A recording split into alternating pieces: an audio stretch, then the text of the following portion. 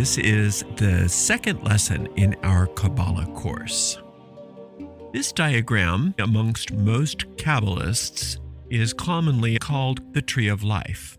In our tradition, however, this diagram is understood to be the Tree of Knowledge, also known as Lucifer's tree.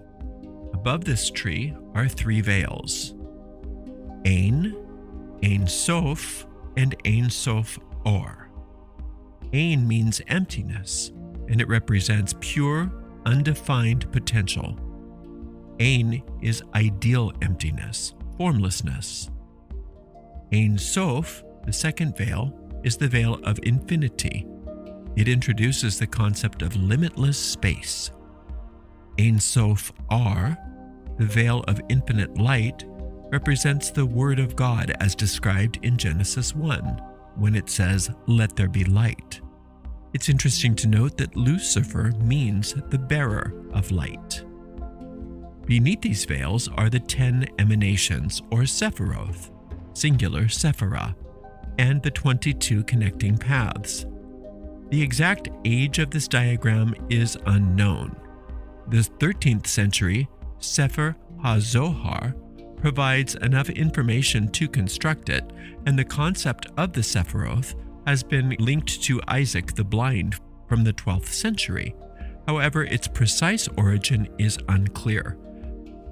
The word Sephirah is uncertain in origin. Likely the Hebrew word for number, but possibly from the Greek word for sphere or the Hebrew for sapphire. Early Kabbalistic writers depicted the Tree of Life as more than just a diagram. They saw the Sephiroth as 10 primary emanations of God, channels through which the energy of an absolute unknown Godhead, Ein Sof, permeates creation, much like white light passing through a prism. In their view, the Sephiroth are not just nodes or aspects, but profound spiritual connections that can represent aspects of God, states of consciousness, or nodes similar to chakras in the occult anatomy of humans. In our last lesson, we introduced the Serpent's path, often referred in Kabbalistic studies as the way of return. This represents the ascension process of climbing the Tree of Knowledge and returning to our home, where the Tree of Life alone nourishes us. Additionally, there's the concept of the lightning flash, which describes how divine power first descends into matter. This lightning flash, the flaming sword, guards direct access to the Tree of Life. To reach the Tree of Life, one must ascend this Tree of Knowledge. The lightning flash is the path of divine energy down the tree, from the first sphere, Kether, all the way down to the bottom sphere, the 10th, Malkuth. The zigzag pattern shows the overflow from Kether, which splits into two opposing yet complementary spheres, Sphere 2, Hokmah, wisdom, and Sphere 3, Binah, understanding. Hokmah is masculine while Binah is feminine. On the Tree of Life before the fall, the outcome of the interaction between the spheres of Hokmah and Binah was Malkuth, the kingdom. After the fall, our rightful place in the kingdom is kept safe in the invisible sphere called Da'at, which means Gnosis. Gnosis can only be reached through the redemption of the fallen kingdom, which is the purpose of climbing the Serpent path. The overflow from Binah and Hokmah through Da'at causes another pair to emerge, Sphere 4, Hesed or mercy, and Sphere 5, Geburah or severity. Thus the masculine and feminine pillars have begun to emerge, the masculine on the right and the feminine on the left. Hesed and Geburah come together to create the 6th sphere, Tifereth or beauty. Out of the flow from Sphere 6, another opposing pair follows, Netzach, victory, on the right, and Hod, or splendor, on the left. These converge to form Yesod, meaning foundation. Beneath Yesod, at the bottom, is Malkuth, symbolizing our physical universe and bodies. Malkuth now hangs below the tree after falling from its original position in the cosmic order, now represented by Da'at. There is often talk of a veil separating the top 3 spheres from the rest of the tree. The top 3 spheres are called the supernal spheres. The veil separating the supernal spheres from the rest of the tree is known as the Great Abyss.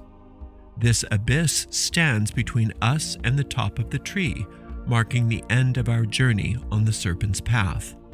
Many Kabbalists and magicians suggest that we need to jump over this abyss to reach our intended destination. From a Luciferian perspective, purposefully jumping the abyss is inaccurate. Leaping across the abyss is not our task, it's the Creator's final step, which is taken for us. Once we have dissolved our egos, we are simply carried forward.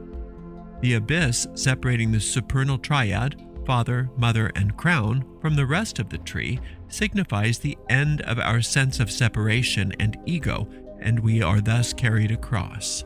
When we reach these upper paths, we no longer climb, instead we are lifted. The Kabbalistic tree consists of 10 spheres connected by 22 paths, which we follow in a serpent-like pattern as we ascend. These paths correspond to the 22 letters of the Hebrew alphabet and the 22 tarot trumps. Numbered from 11 to 32, the paths on the Tree of Life connect the 10 spheres. The spheres represent emanations of numbers, while the paths represent Hebrew letters. We can think of the spheres as the fruits of a tree that we must consume. To consume fruits and nuts, we often have to either crack the shell or peel the fruit. These shells can be seen as various attachments and unhealthy patterns that we must be willing to give up to reach the core of the fruit. The paths leading to these fruits are numbered in order, starting with path 11 at the top of the tree. Since our journey begins at the bottom of the tree, we follow the numbers of each path in reverse order from 32 to 11. The paths connect the 10 spheres, which are numbered from 1 to 10. Since we begin our journey at Malkuth, the 10th sphere, thus our first path is the 32nd path, from Malkuth to Yesod, where we encounter the essence of Yesod. This essence is connected to the moon and to the Archangel Gabriel. Those who have taken our basic angel magic course know how we engage with Gabriel from the start. Working with this angel helps us to guide us on our path of return. Let's clarify some of our Luciferian gnosis to ensure that we're on the same page before we start exploring the ascension of this tree. Remember that all mythical stories and characters are symbolic. They help us grasp concepts as we move up the tree, but are not meant to be taken literally or as historic fact. Upon realizing his error, Lucifer's sole aim was to follow the Creator's path to free us all from the demiurge. He needed to overcome his own ego and overcome the world in order to do this. He dedicated his entire existence to teaching us how to transcend our self-inflicted suffering. His redemption is humanity's freedom. In this sense only can he be seen as humanity's savior. His mission ends once the last human attains angelic wisdom, thus fulfilling the Creator's plan. The Creator appointed teaching angels to help Lucifer use his tree of knowledge to guide humanity. The Creator's plan unfolds by ascending Lucifer's tree of knowledge. Humanity currently accesses only the tree of knowledge because, according to legend, the tree of life remains with the Creator, protected by a flaming sword. Remember, Lucifer carelessly released the demiurge, representing all the egos formed within human minds. In angel lore, these egos are collectively known as Adam the Red, and that is what inhabits the earth. On the other hand, the Elohim created Adam as a perfect androgynous being known as Adam Kadmon. The celestial bodies of Adam Kadmon are safe and asleep, awaiting their awakening. This awakening will occur when Adam the Red releases their attachment to the demiurge. The goal is to cleanse our minds of limitations, suffering, and ego, thus allowing our true selves to awaken.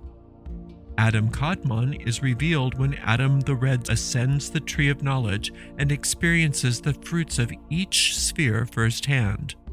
Humanity is born and reborn life after life to learn from the planets and their teaching angels. Therefore, we are all ascending this tree, albeit very slowly. The teaching angels gradually replace our lower powers stemming from the demiurge with those of our angelic selves. Lucifer helps us to discover our heavenly nature through his own atonement, resulting in our full redemption and return to heaven. Humanity can leave the cycle of birth and death by climbing his tree and learning from the planetary angels and their divine laws. The dormant serpent of wisdom is seen to be at the base of the spine of each person, coiled, and when awakened, it becomes a winged serpent of wisdom and intelligence. Redemption is found through Lucifer's tree of knowledge and the guiding serpent. The way back to Eden, or Da'at, is guarded by the angel with the flaming sword, Michael, Lucifer's brother. The lightning flash symbolizes Uriel, lord of magic, linking Kether to Malkuth. The path illuminated by the serpent represents humanity's learning journey, usually taking many lifetimes to master the planetary angels' lessons. However, conscious engagement on the path of the serpent accelerates our process, allowing us to learn these lessons in a single lifetime with dedication. This process is known as initiation. Malkuth, the 10th sphere known as the kingdom, represents the physical world. Here, energies take form as tangible manifestations of all emanations. Through Lucifer's teachings, we rise from this fallen kingdom to become rulers in our own domain. Yesod, the 9th sphere, is the foundation. It symbolizes refinement, imagination, and reflection. Yesod reveals the divine quality known as the soul, the idea that we are each a singular divine expression of the infinite. On the serpent's path, eating the fruits of Yesod opens us to our deep minds, uncovers truths, and helps us to embrace the power of imagination.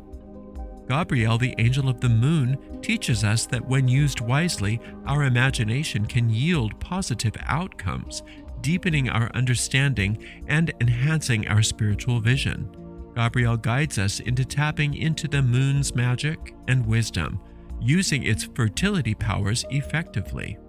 From Gabriel, we learn about the natural order, working with the lunar phases, creating harmonious home environments, and productively utilizing our imagination and magic. We also explore the mystical forces of the astral tide and learn to connect with the angels through it. Hod, or sphere number 8, is called splendor and sometimes glory. Hod's divine quality is infinite intelligence. This is the sphere of Mercury that focuses on learning, education, medicine, communication, transactions, reasoning, intellect, and logic. By consuming the fruits of Hod, we can eliminate lies from our hearts and mouths and confront those who distort the truth and spread false doctrines. Raphael, the angel of Mercury, invigorates the mind, opens pathways to learning, and teaches healing and expression through words and ideas. From Raphael, we learn to broaden our minds, seek knowledge beyond the earthly realms, and listen to the voices of the angels. We learn the skills of travel, language, medicine, healing, self-expression, and the art of communicating and exchanging what we have for what we desire. Netzach, the 7th sphere, is named Victory and embodies creativity, strength, determination, imagination, emotions, and concentration. It reflects the divine quality of love. By partaking in the fruits of Netzach, we learn to overcome death's grip and transcend the cycle of birth and rebirth, revealing our eternal nature as angelic beings. Anael, the angel of Venus, guides us in the arts and the creation of beauty, fostering love for the Creator and all humanity. Anael integrates the dualities within us so that they work in harmony. Through Anael, we learn to create beauty, love, appreciate art, and unite in peace and harmony with others. This journey leads us to unite humanity in mutual love and form bonds grounded in the love of our Creator. Tifereth, the sixth sphere, is named beauty. The divine quality of Sphere 6 is that of life. It is the principle of life itself. Tifereth is the sphere that bridges the divine and the physical. By consuming the fruits of Tifereth, we can overcome challenges by letting Michael's solar light guide us, aligning us with the divine design. By learning from Tifereth, we can eliminate factors that lead to destruction and conflict and foster peace. Michael, the sun's guardian, offers a solar light that aligns the soul with its purpose, providing health, protection, majesty, and earthly power.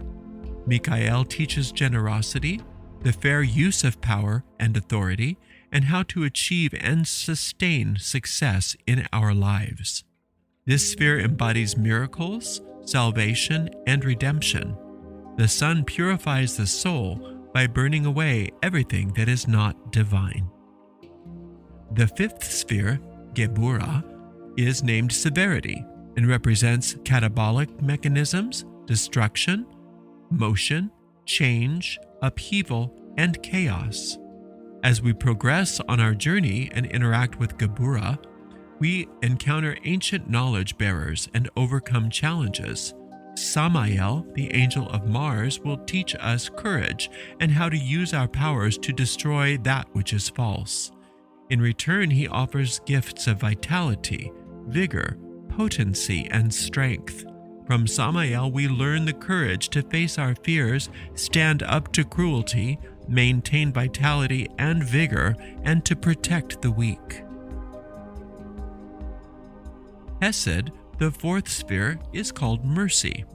Hesed represents expansion, structure, growth, discipline, form, forgiveness, and grace. By eating the fruits of Hesed, we learn to apply proper judgment and justice, purifying injustice from ourselves and the world. Sachiel, the angel of Jupiter, helps us to understand judgment and justice, offering growth and abundance in all areas of life. Sachiel teaches judgment, justice, prosperity, and wealth, bringing gifts of this prosperity to every aspect of our life. The abyss is wherein sits this invisible sphere, Da'at.